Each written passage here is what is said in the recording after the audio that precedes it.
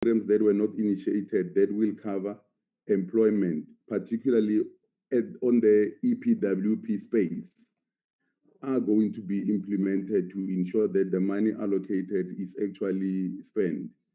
I'm raising this, Chair, simply for two issues. One of the biggest focus by government intending around the economy is on infrastructure. And secondly, eradicating unemployment as it affects the youth, which are willing and able to work. And these particular grants are actually, for me, appear to be more convenient to addressing that particular issue. The second last point, Chair, is on strong and continuous monitoring mechanisms. Did the PBO observe any of such? Now, this question is raised by the input around the Bele Ombre project, which is standing by 8% completion.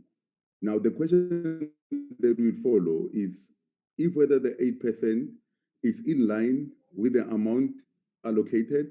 Secondly, is it in line with the initiation as well as the completion time? If not, what then? Because for me, it's good to say there's 8%, but if this project has started 2 or 3 years back in Tshwane and there is no mechanism between the city and the province, then we are not going to achieve much. We'll be faced with a situation where either the funds are rolled over or are returned again to the National Revenue Fund.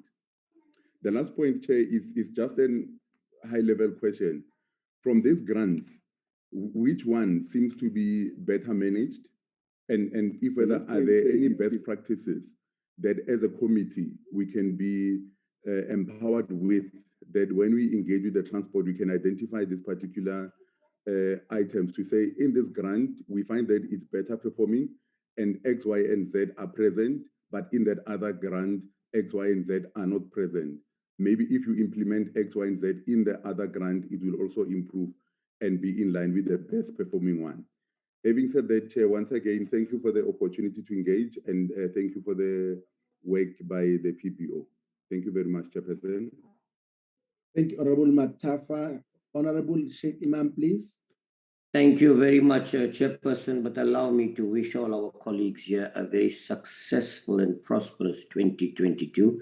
I think it's the first time I'm meeting you for 2022, and I'm still recovering from my accident, so you might have difficulty with me for a period of time. But thank you very much to PBO for your presentation. Always indeed a pleasure listening to you and very informative. My first question is on the issue of the Presidential Employment Stimulus Package.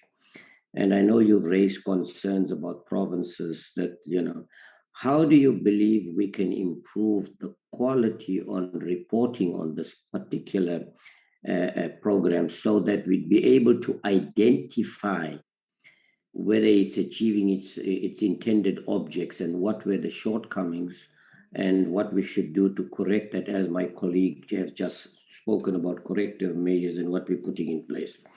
The second thing I want to ask is very importantly, is it absolutely necessary for these special grants that we are putting in place? Is it not as a result of weaknesses in the structures that we have to repeatedly put in special grants and things to be able to get people to go out and perform a particular task in dealing with a particular challenge that they may have in whichever area that is? Now, the issue of the routes is a problem, but it's a problem that I think we are creating ourselves, Chairperson, because if I give you an example, if you're traveling from Parliament to Muizenberg and you give a person a taxi route from Muizenberg to Parliament, and then what happens to that taxi when it passes Salt River, Woodstock and Claremont and everywhere else? So I think when we do these things, we don't actually apply our mind to the challenges that we might face. Now, I would like PBO to tell me, have you ever done anything to ensure that or some research into whether you're getting value for money in terms of the money that is being spent on all these projects, and particularly comparing it from province to province? Because you find in a province you pay an X amount of money for the same product that you will pay in the Western Cape, which might be higher, or any other province. And if you're not doing that, don't you think it's something that we should look at? And, we've already agreed, and it's not a matter for any further debate, that we're losing hundreds of billions of rands in this country because we don't get value for money through the procurement system. How do you believe we could actually strengthen that to ensure that there's some standardized, pricing mechanism that you can compare that Gauteng spent so much and KZN spent so much on 3 kilometers of road or whatever it is? So that's my next question. Chairperson, I know a lot of money, I'm told, is being used on roads, and generally, our people are very good at spending the money. But when you get the outcomes, is something I want to tell you, Chairperson, on a daily basis. I mean, I arrived in Cape Town last night. The condition of the roads, and in Durban and KwaZulu-Natal, it's unbelievable. The entry, the main highways and freeways, the condition is deteriorating so fast. Now, the question that arises is, are we matching the amount of money that we spend to what is actually required? Are these things being maintained properly? Because it's clearly not. It is shocking. Driving an expensive car today, you're wasting your time, because I tell you the amount of problem. You see the insurance companies have also come in now where they want to, I think, contribute to dealing with these potholes and all the problems that we're having on the road because of the insurance claims. But I can tell you it's a menace. On a rainy day, you're driving on one of these roads, it's such high risk. So what do you suggest that we could actually do in terms of that? Now, you've established that there's a lot of underspending, and we know that we've got underspending in various departments in the country, and not surprisingly in transport. And then you find in the last quarter, a lot of the money gets spent. Did you check whether this is not what we call fiscal dumping, where in order to be able to comply with the reporting mechanisms and things, that they are just not going and dumping the monies in the last quarter so that they can be more compliant? I'll stop there for now, Chairperson. Thank you. Thank you, Honorable Sheikh, and you are most welcome back. And we're very happy that you managed to survive the accident. Thank you very much. And I must say that even when you were still in bed, you still participated in the meetings of the committee. We wish you a speedy recovery, 100%, because we want to 100% here. In the committee, but you are most welcome. Honorable Dehale.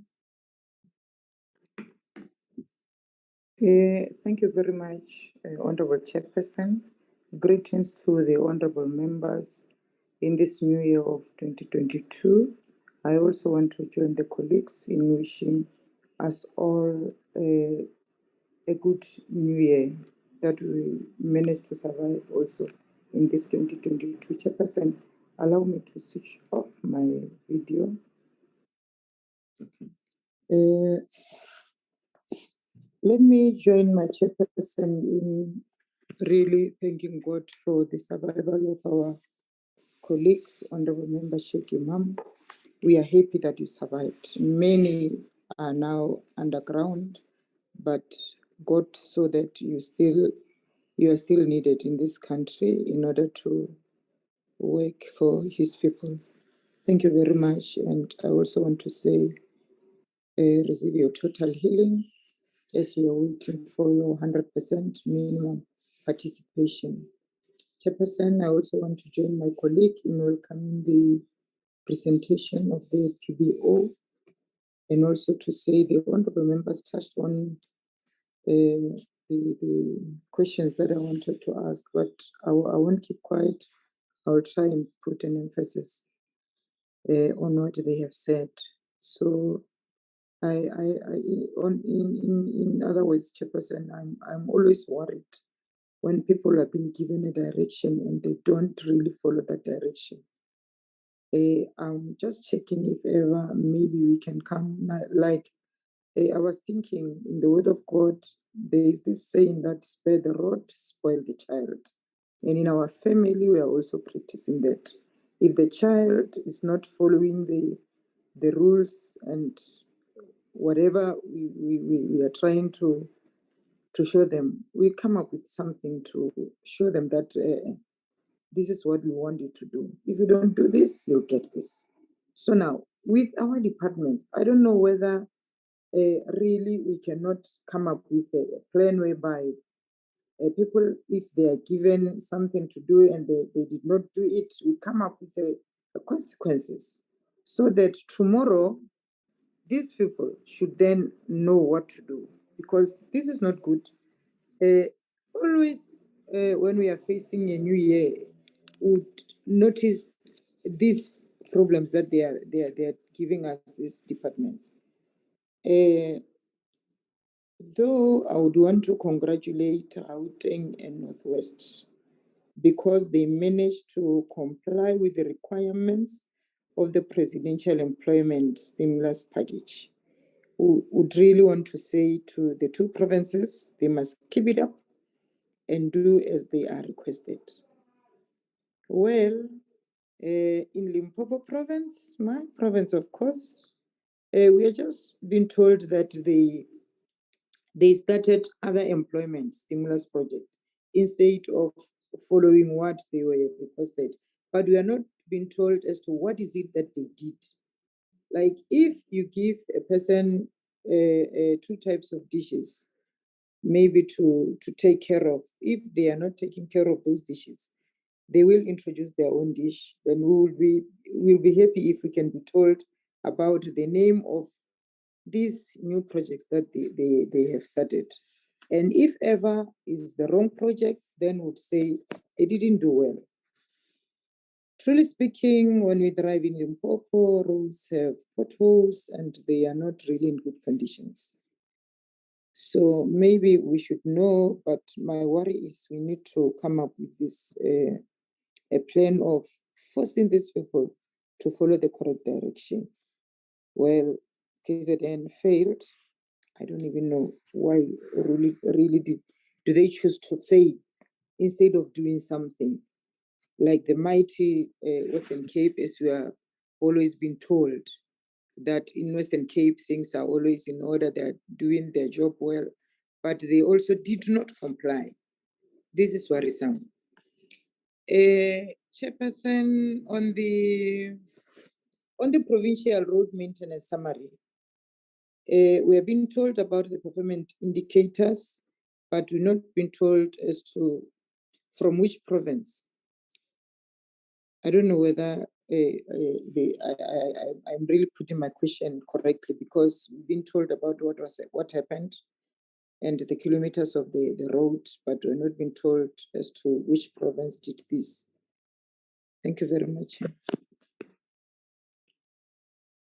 Honorable Dikhale, thank you very much. Good to see you. Honorable Flanyana, please come in. Thank you very much, Chairperson. Happy New Year to all our members. Chairperson, first and foremost, let me welcome the presentation by the PBO. It was a beautiful presentation, although it was depressing. The presentation itself was beautiful, but the content was very, very depressing. First and foremost, Dr. Janchis, I just want to, in your opening remarks, you said that there are poor provinces. I want to tell you that there are no poor provinces, but there are poorly run provinces. And there's a huge difference between the two. And then my questions are only two, Chair. The first one is that now, with the funds that were not spent on the presidential stimulus package, what happens to the money? What really happens to the money? Does it go back to Treasury, or is it going to be a rollover?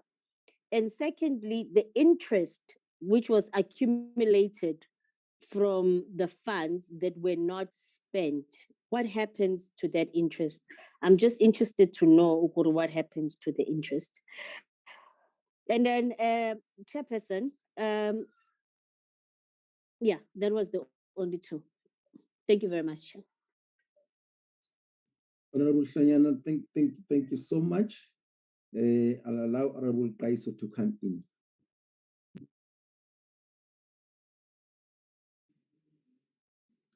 Thank you very much, Chair. And greetings to members of the committee. And let me also thank for the presentation which has been made by the Office of the PBO, and wish Honorable Dipuo a speedy recovery from bed, and also want to welcome the recovery of Honorable Sheikh. Chairperson, I think we've talked a lot as a committee previously around the issues related to these grants in our previous meetings. And I think even at this time, when we have now received a full report on some breakdown on these grants, various grants, transport, and so we still want to reiterate what we said previously, that it's very much disappointing. Given the situation of our road condition and the performance of the economy, because performance of the economy also relies on on good conditions of road and our people being able to reach their destination to work, etc. So it's very much important. What is most disappointing, Chair, Honorable Chair, that disturbed me it's the way that provinces fail to comply with the condition set for the presidential stimulus package, which most of the provinces could not comply with that. So it's a serious indictment. So why I'm saying this, you can imagine that we've got over 65% of young people who are unemployed, which then this presidential stimulus package was something that is going to intervene. But now with the failure of the provinces to comply, so that now that situation is being being corrected. It's a serious problem that needs to be attended to by this committee. In fact, we must raise and write that it's very much disappointing with this, because it is also part of the economic recovery plan, that it is there trying to respond to the economic situation and the performance of the economy. But with these developments that we're getting here, it's quite serious. I just wanted to know, besides that,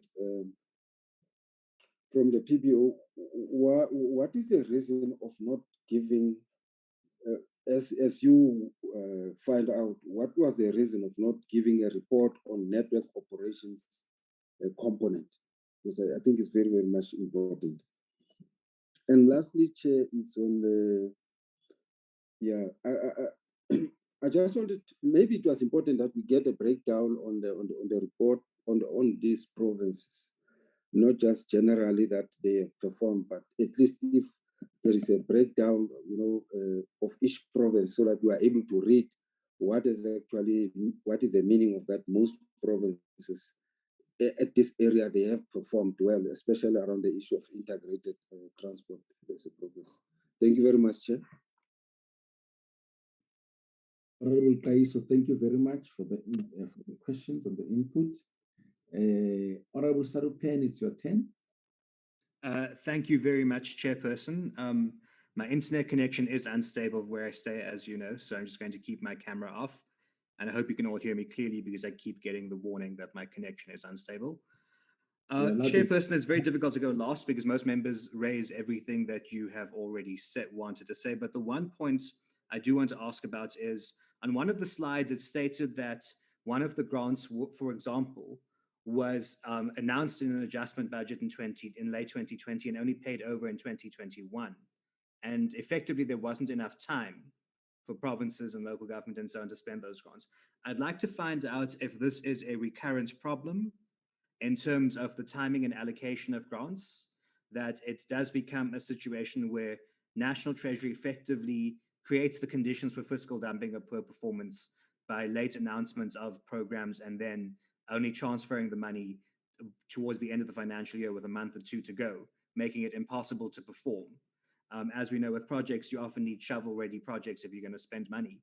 So I'd like to find out if National Treasury is a repeat offender in this regard. And if they are a repeat offender, then Chairperson, I think we probably need to ask National Treasury what they're going to do to stop that behavior. Thank you very much.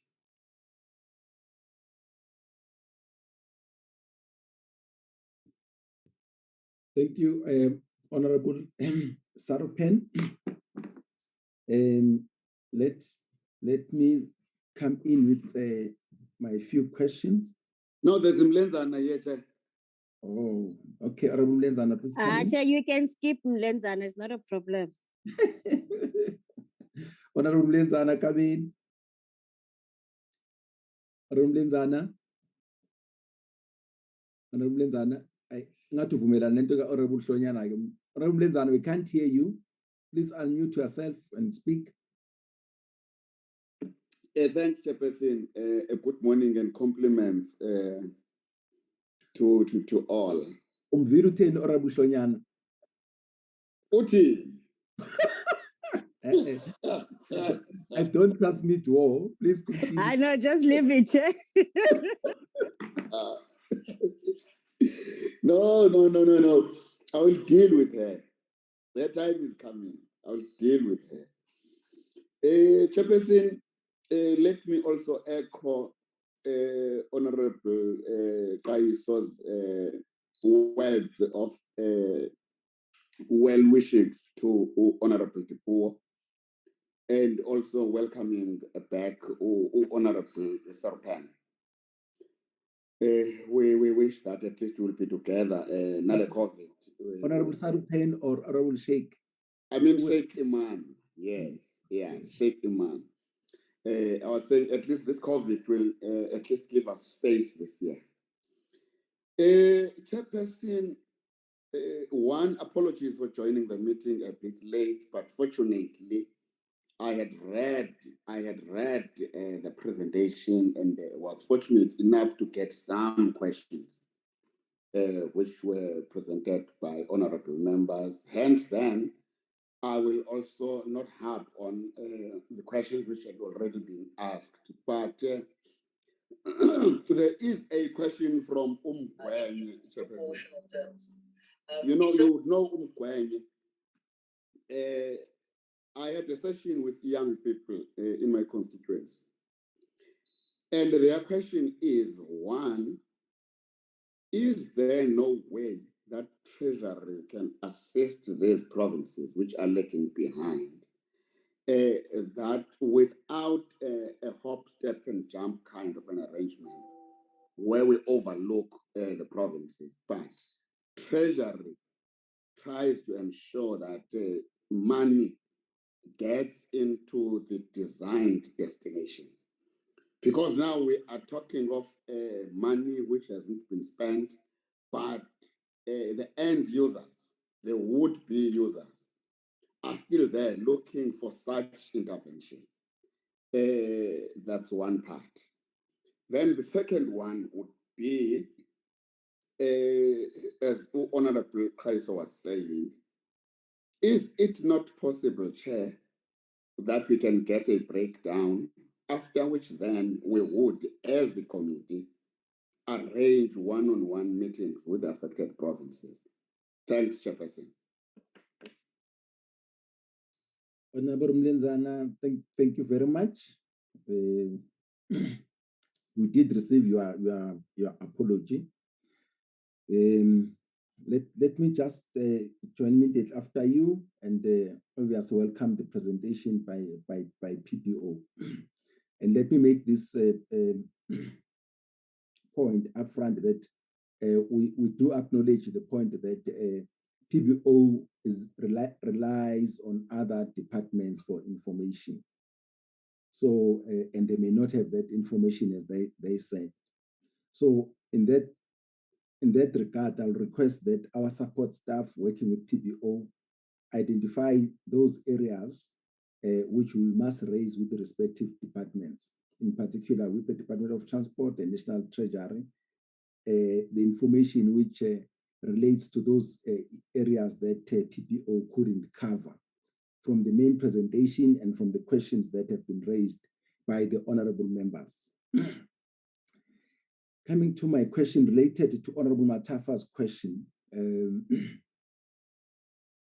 I just want to check with you. If you look at these grants, the conditional grants, for me, I would like to get from you your opinion as PPO, whether you think the delivery method of these grants is the most efficient one.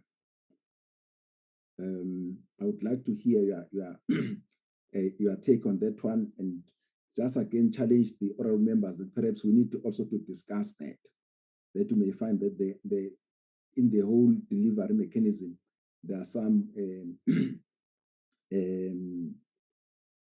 chokers in the process. You are also making a point when it comes to the provincial, to some of these grants where you are saying provincial transport authorities should be established. And my immediate question was why? You never elaborated on that. What I saw, perhaps what I assumed, is that your solution seems to be in the institutions, but without you sharing those problems with those institutions.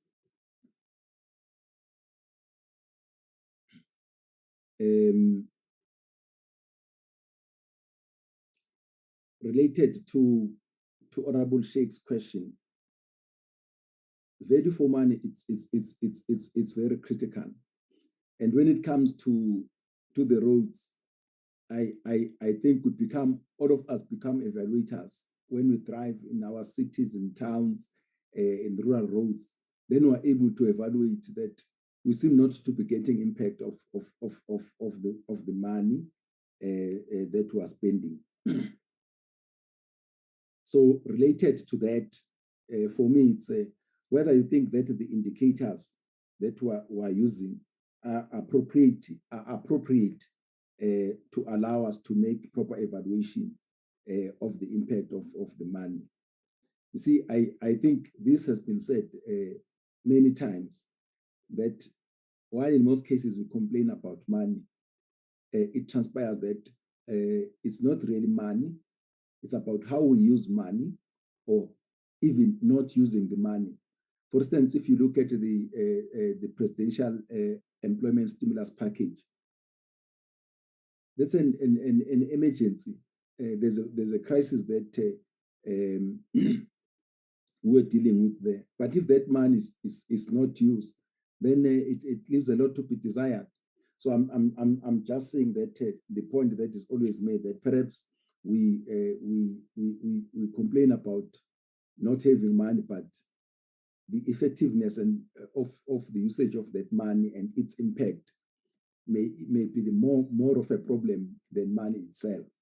So I would just like to hear your take on that statement. But my principal question there was that do you think that the indicators that we are having are proper to make proper evaluation of the budget that we give and the grants that we are talking about now?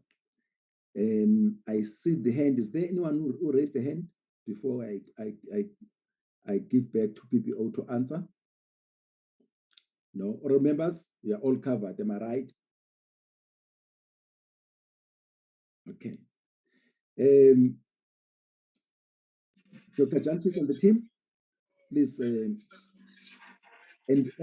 please, I always make this point that the questions that you can't answer, please don't say they can't be answered and we're still going to research on them, or if you want us to refer it to another department and so on, or to assist you. So, because we ask you about all the departments and the institutions of government, so we do consider the fact that we may not be able to have all the answers. Dr. Janchis, please come in. Thank you so much, Chairperson and honorable members. I will ask Dr. Sekatan and Mr. Orlando to come in to 5 minutes. Dr. Janchis, just hold there. I've been requesting, Darren, there's somebody on the platform who's interfering with the meeting. Chairperson, I'm also checking. It's only your mic and Dr. Janchis' mic that is on, so it could be coming from Dr. Janchis. Okay, that's fine. All right. I do apologize. I've got the aircon in. Maybe I'll switch it off. There's an old air conditioner in the office here. I'll switch it off. So I do apologize. Yeah, to look at Chairperson. I'll just leave. Okay, let me give Dr. Sekatan and Dr. Alan to come in. Thank you, Dr. Janchis. I will start and then Dr. Sekatani will continue. In terms of the corrective measures, normally in the annual report, they do supply corrective measures, but we didn't also add that to the presentation. But normally they indicate they will do certain checks or follow up. So there are corrective measures that what the department normally indicates. In terms of the usage of the grant, in terms of the EPWP, remember with the special appropriations, we also indicated that departments haven't spent their previous EPWP money, and then we just added funds on top of that. So it's just normal that they won't be able to spend that money if they didn't even spend the original funds. And what will happen to the funds? I'm not sure whether the Treasury will roll it over or whether it will be surrendered if it hasn't been spent by the end of the year. In terms of the transfers to the municipalities, the municipalities still have a few months more than provincial government to spend that money anyway. So in terms of the monitoring mechanisms, there is a long description of monitoring mechanisms of the implementation of the grant, and the biggest responsibility is on the Department of Transport. So whether they perform all those things that are indicated in the Division of Revenue in the schedules, what they must do as the transferring officer, we don't have access to the monitoring of that. So the responsibility is on the National Department of Transport. Which grant performed better? It's difficult to say which grant performs better, members, and it also links to the whole mechanism of how we report on conditional grants. We've said that occasionally we've mentioned that there isn't a proper quarterly performance reporting system in place for grants. This quarter, I've asked the Treasury for the information or the second quarter information just to try and report back to our committees on where we are currently. But members, in terms of all the different conditional grants, you find there's a different reporting mechanism to the Treasury, because in terms of the information or the data that we received from them, for example, the health conditional grant provided a 260-page narrative report with tables in it reporting on the health grants. The transport grants is, some of it is in a narrative report.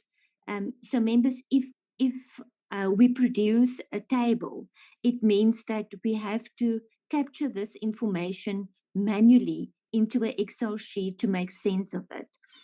The narrative reports are normally per province, so it is possible that we can provide you with the information on a provincial level, but not the annual results. At this stage, we only have, for example, Q2 results, but we can do it per province because we do have that information.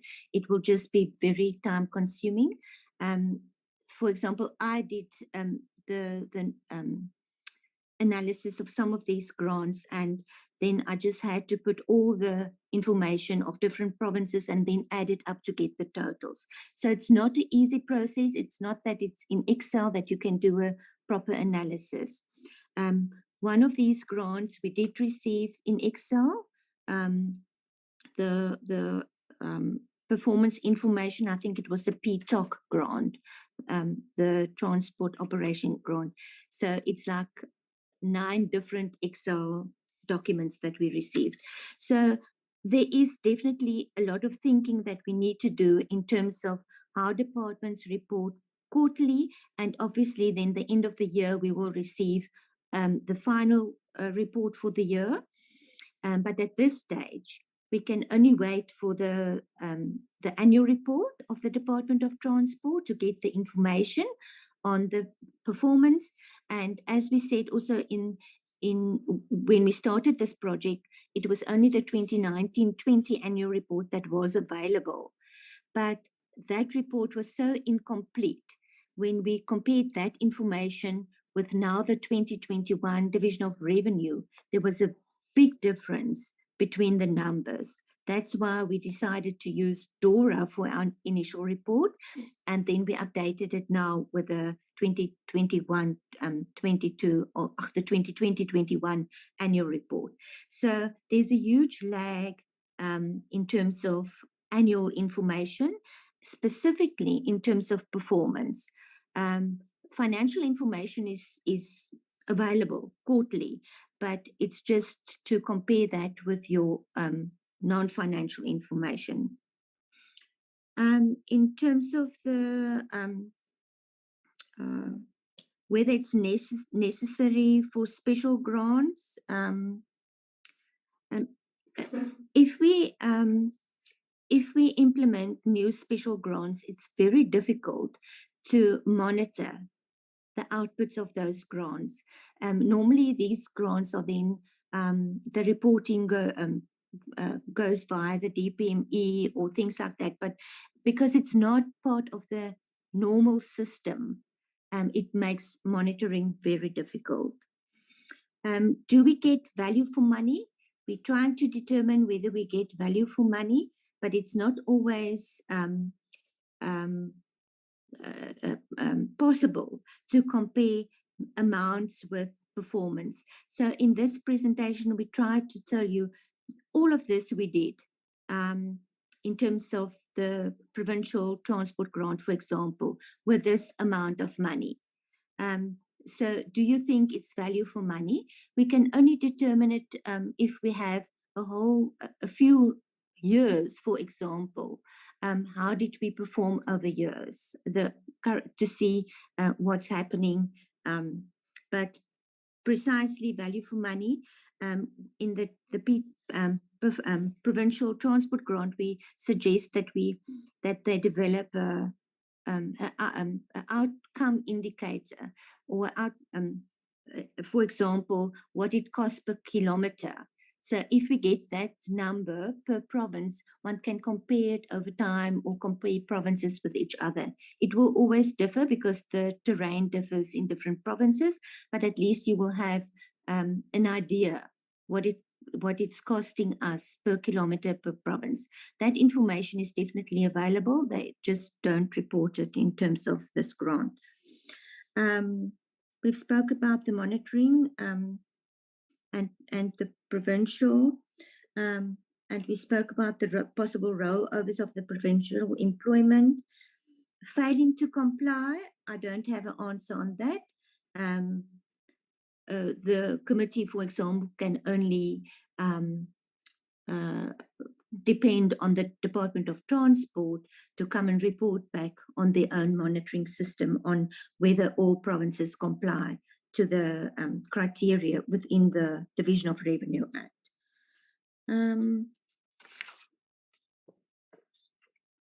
And then the repeat offenders of Treasury. Normally, if we allocate funds in the adjustments budget, whether it's if it's a rollover, the money is already or was already in that province appropriated, and it might still be in the bank account of the province. So there's no problem in spending immediately, but it's just when it's new money, such as the 11 billion that was allocated for the presidential employment, that creates problems. If it's basically, it must go through all those processes of approval and then the transfer. Then we've spoke about the mechanism and that there's definitely work to be done in terms of the reporting system on conditional grants. There was a question on, there was a recommendation from the National Department to create provincial transport authorities. I don't have the answer why they think they need it if they don't have the capacity to do the monitoring of the implementation of the projects. And then the other question that members ask, how can we make sure that we see progress? It's difficult now just in terms of a desktop exercise to see progress because we don't have baseline data. The money that was allocated for that audit of provincial roads hasn't been spent for the last 2 years. So if we can have all the baseline data in terms of the indicators that they developed, then it might be easier to make an observation whether they made progress. Obviously, they will add each year, but also the fact that they don't have targets makes it very difficult, especially in DORA or in the annual report. The only targets that we've seen is in the quarterly performance reports that we now requested from the Treasury, and that is the information from the business plans that departments compile for each grant. But we don't have access to those business reports that they compile. And yes, I think that's all that I can say in terms of our analysis and experience with analyzing not just the transport grant, but we did most of the Schedule 5 grants. Thank you, members, and thank you, Dumisani or Mopula, if you want to continue. Thank you, Nidia. But I think you covered everything. I'll just cover. Honorable De Khale asked for, in terms of slide 15, she asked which province did what. I think Nilia answered that we can provide that. And then which one? She asked, can we come up with a plan to make provinces do as they are supposed to do?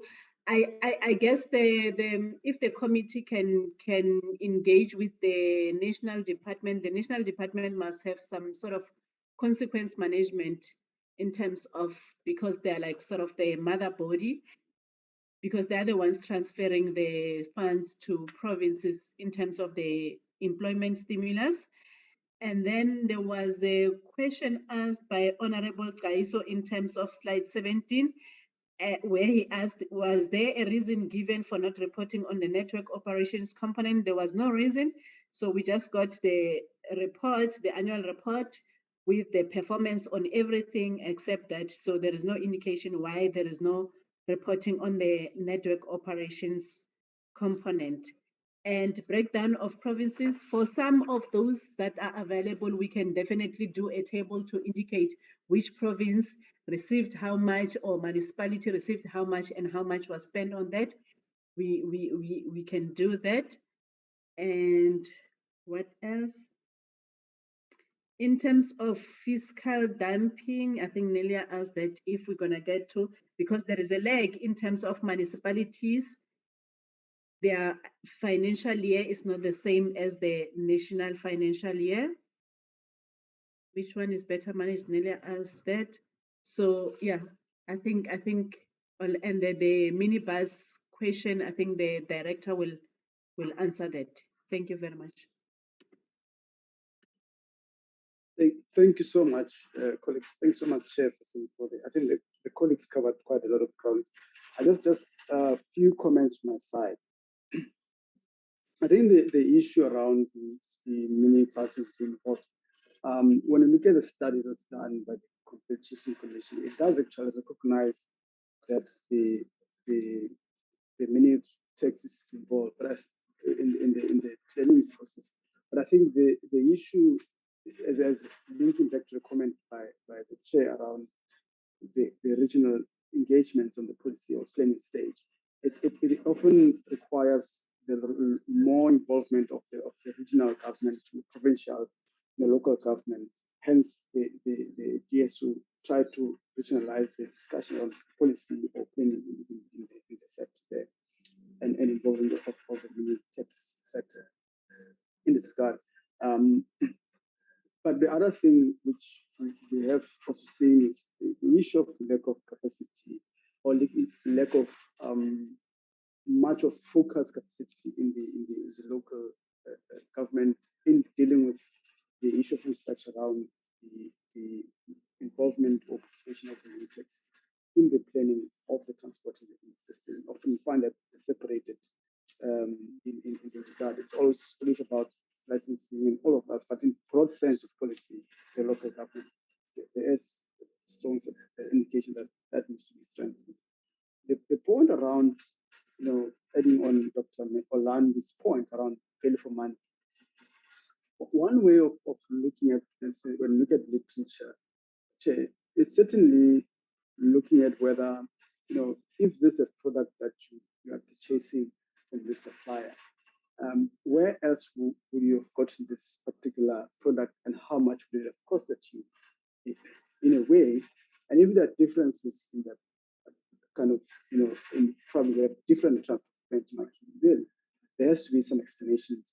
What are these differences? Because there will be, disparities and comparing different areas and so on. But in a bottom line, we need to have a sense of why are there disparities in the services or the product that you want to determine whether you're really getting the value from what you're getting.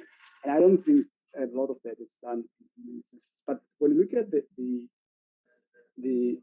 spending on research on transport in particular, a lot of things there are standardized, as Dr. Anders was saying, and it should be easy to determine the value for money that, this involves a lot of engineering work, and a lot of these things are very standardized. It should be easier to get information on the value for money, or whether the services or the product the government is procuring is of a higher value that the money has been paid for. The last point is on the model itself of the conditional grant. I think conceptually, Chair, this should be a very effective way of delivering service for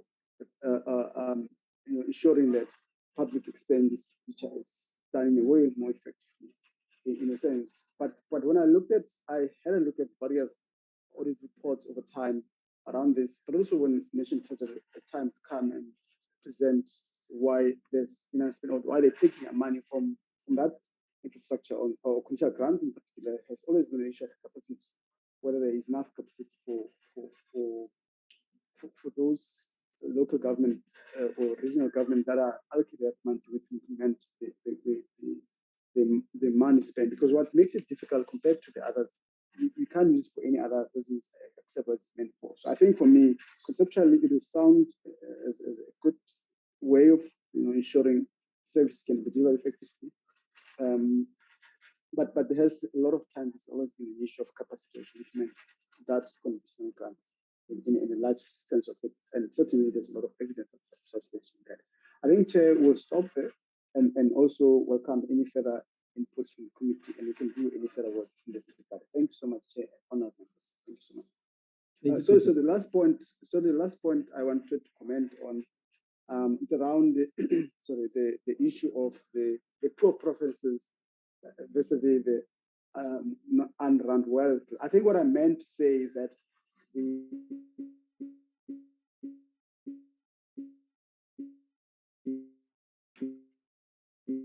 Dr. Janchis, please. Oh, we are missing him. We are missing him at his critical, point. Can you, sorry start? about that. I think if Can you start again? all right. No, I was saying, I was trying to emphasize, Honorable President, that the point what I was trying to make there is the difference in provinces of economic indicators of some of these provinces are lower than compared to others. They also include human development indicators in some of these other provinces. But also when you look at the economic participation in the areas and so on, are far different from those that are more high with high economic development and human development. And also infrastructure is quite limited in these more rural, sparsely provinces. And that certainly has to be taken into account when you think about how some of these policies are implemented over those compared to other provinces. That's what I meant. I wasn't talking about the governance. Thank you so much. Thanks, Chair and members. Thank you, Doc. I'll tell you why I was talking about the delivery mechanism or method. For instance, the conditional grant, right? National Treasury is involved. National Department of Transport is involved. If it's a provincial one, then province, right? For instance, if I were to say, why doesn't the National Department of Transport do what's supposed to be done by that grant? That's number one. Or alternatively, why doesn't that money go straight to the level of government where it should be used? So that's what was informing my question. And then Dr. Neil, I just wanted to check, is it possible for us to get a helicopter view of many of these conditional grants, be they health, be they education, be they agriculture, and then you look at them. Obviously, you won't go to the detail like we have gone when we dealt with the transport one, to just see, are they effective? Is money being used? What are the levels of expenditure? The type of impact that perhaps was desired when those grants were first conceptualized. I hope you get my drift. Before I allow you to respond to the two issues I've just raised, I just want to check with oral members. Is there any question which is pending which you'd like to raise with PBO? Yes, Chair. Okay, it's Honorable Kaiso. So, okay, another oral member. Okay, Kaiso, come in. Yes, Chair. I just want to find out from PBO, this issue of COVID-19 excuses have been coming from time and again. So I just want to understand from PBO, because it's an excuse which has been given on many instances. So the excuse here, it has been the manufacturers and availability. I just want to know, how do you ascertain that? Because sometimes I may tell you, look, we have moved from level 5 to level 1. It's from 2020, 21, 2022. So we often got the same stories. Now, are you able to pick up the reality of these stories of, manufacturers, those excuses of COVID-19? Are you able to make the real story out of that? Because I might just as well tell you if I don't want to do anything about COVID-19. Is there any true story that you pick up that no, manufacturer X was not available really from the period of 6 months or from a certain period and therefore affected any production whatsoever? Are you able to pick up such stories? Because many people can tell you that no, I didn't do anything, COVID-19, just like that. Thank you, Honorable Kaisom. Before I hand over to PBO, any other oral member who's burning to say something? Okay. Dr. Janchis, and there was a particular question that I also directed to Dr. Nelia, but Dr. Janchis, back to you. Thank you so much, Chair, for a follow-up question there. Questions there. Thanks, Chair. I think I want to start by putting it that way. That look, the question of whether the grant should be given out by national department, specifically provincial, I think it's a question that really talks to the structure of government, because one of the points that we've raised even before is that there's so much that the services in many of the development indicators are done at the local government level, and if government again, different spheres of the purpose they establish for. Certainly national, that's what the policy at most of the time is set out for government priorities and so on. A lot of times, and you find that a lot of times the regional will be a lot about monitoring the process, and the areas where a lot of services would deliver, it's within the and a broader set of schemes, it's within the local government level. And one of the comparative that we did sometime last year, where I look at different countries which has provinces, specifically local government, and the questions always come back to the importance of local government in delivering services, showing the proper infrastructure in the area. One of the assumptions I've made before was that hence we had so much conditional grants coming direct to the local government. And the bigger question, which we have discussed with the teams was around how do you have oversight mechanisms also trying to reach those, particularly the conditional grant or the transfers that comes out direct from the system, which the other mechanisms are not able to pick up. I think that's the point I was saying. Yes, maybe you should allocate the money to the local government as opposed to putting it at the other areas. Specifically, we'll talk about the specific development indicators that are need to be realized. I mean, that's the point I would just to respond to your question. One way of looking whether the effectiveness, what I've said to the team, is also trying to look at the general household survey, where you look at different indicators there. And certainly what it's done, I was thinking the last one was this in December. It looks at, it tells you whether the development indicators are improving or not.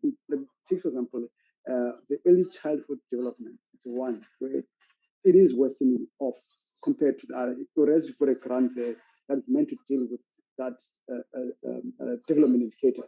And it's some of the areas where I've seen to them, let's try to see how we can bring us some of this information which shows really maps out how the developmental indicators have been over the years, over time. But I would be the first to acknowledge that this requires us to do more work to be able to determine how effective or how these have been. But I relied a lot on the household survey, which shows how it has improved. Certainly, it also shows how much each province is rely heavily on some of these areas compared to other provinces. So it's very important to take this account.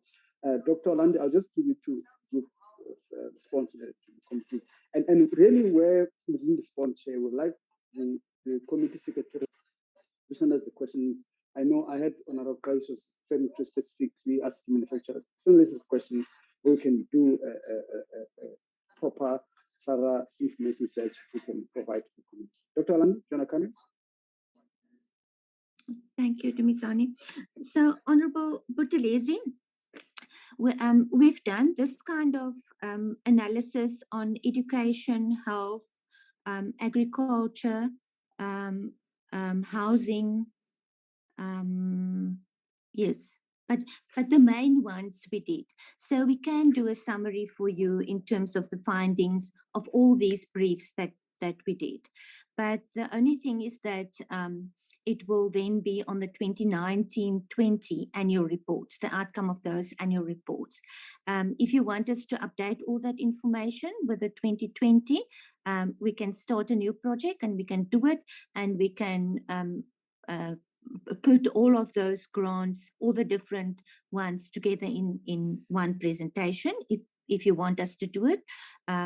or we can, for now, we can quickly just do the 2019-20 briefs, the outcome of those briefs on one presentation for you. And then the question, and a very important question, is why not directly transfer this money to provinces? That's my question as well, Honorable Buthelezi, because most of these transport grants are just top-ups of other programs anyway in provinces. So one way is then to include an perhaps an additional variable in the provincial equitable share, for example, specifically for grants that will address this money that is currently just topping up other programs. But then it will involve the equitable share as well. And one way to overcome the reporting on it then, instead of a whole business plan and this huge reporting system on conditional grants that takes a lot of administration, one can just, provinces can develop a standard set of indicators, and all provinces need to report on those indicators on a quarterly basis in the quarterly performance reports. I think that will make this whole process a bit easier, not so complicated. And then in terms of the COVID-19, most of the responses or the reasons for not spending was in infrastructure projects, the COVID-19 reason for not performing. And then also, for example, where the national departments had to do visits to monitor some of these projects. They didn't do those visits due to COVID-19. So we did get the COVID-19 reasons, but it's mainly for those projects. Thank you, honorable members. Thank you so much, Dr. Jantjies and PBO team. I think I would like us to follow up on some of the issues that, because we, from our side, let's do away with unnecessary bureaucracy, which ends up impacting negatively on what we are trying to do, especially with the budget that we appropriate.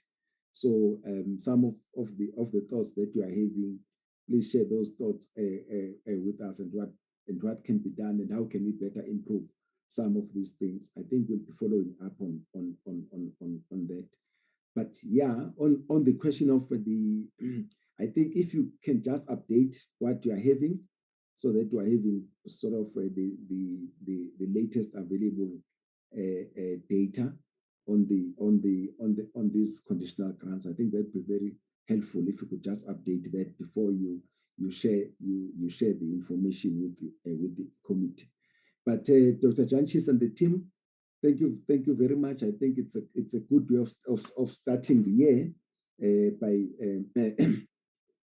directing and focusing us on some of these things which can better our service delivery models that we are having as government. Thank you very much. Thank you so much, Chairperson and honorable members. Thank you so much. Thank you. Thank you. Honorable members, can we go to the agenda item number 4, which is the consideration of the draft program for term 1 of 2022. Darren, you are going to fly to that? Yes, Chairperson. Okay.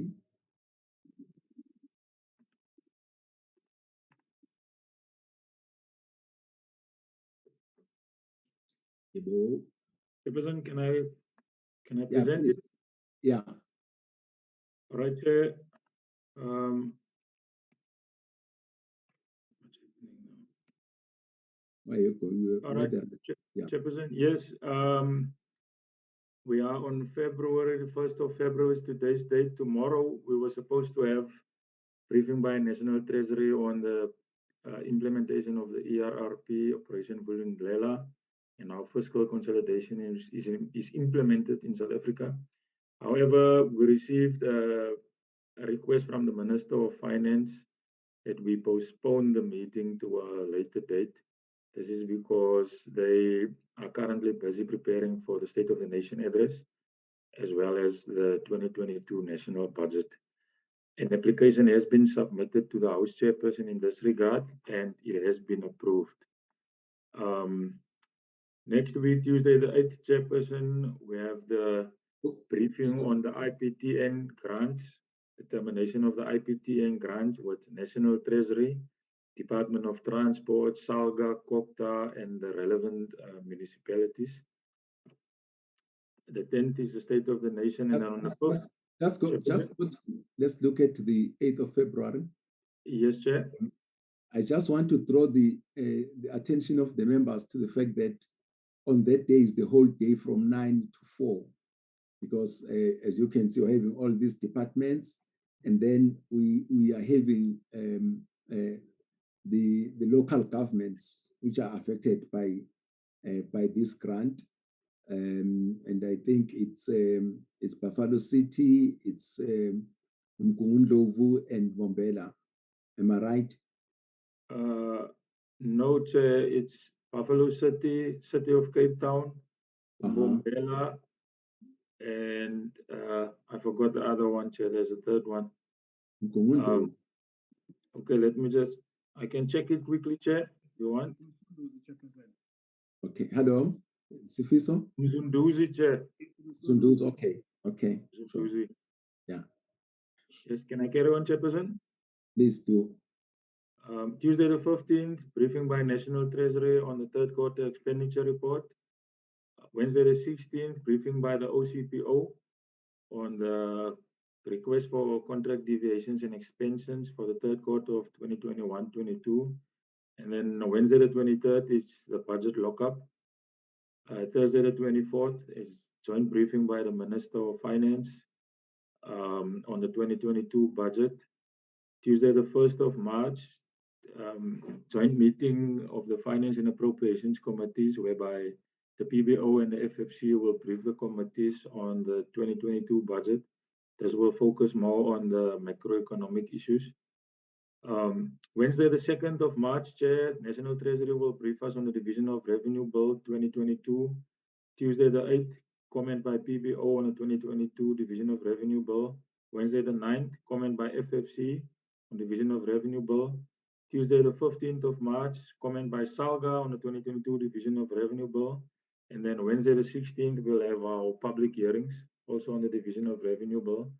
And then on the 22nd of March, we will consider and adopt our report on the Division of Revenue Bill.